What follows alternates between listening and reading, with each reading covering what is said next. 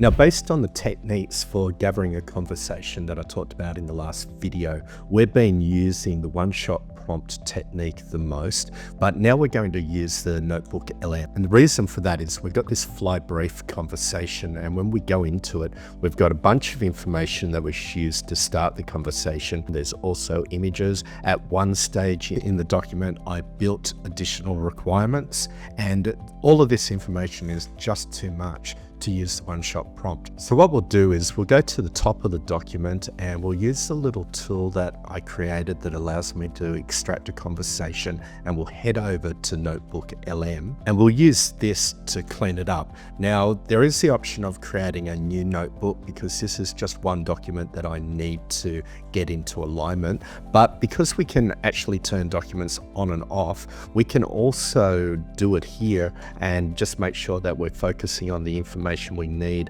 both right now and later on when we bring everything together. So we'll start by adding a source. We'll go to the copy text, we'll paste everything in, and one of the things we can see is that there's both the user and the assistant being listed one after another. We have our long raw document. We'll paste in a prompt. It's a similar prompt of summarizing and synthesizing the document, but there's a little bit of information to let it know that there is an assistant, there is a user, with a little bit of extra context around the difference between an assistant and a user. So we'll just start that and see what it comes up with. So I had a look through the information here. It's essentially about creating a web application or a SaaS application. And what we'll do is we'll just go into a new chat. We'll say, turn this information into a requirements document. In this case, we're going to use Canvas. We'll paste in all the information. And what it should do is start writing a good requirements document based on all of that information from the previous chat.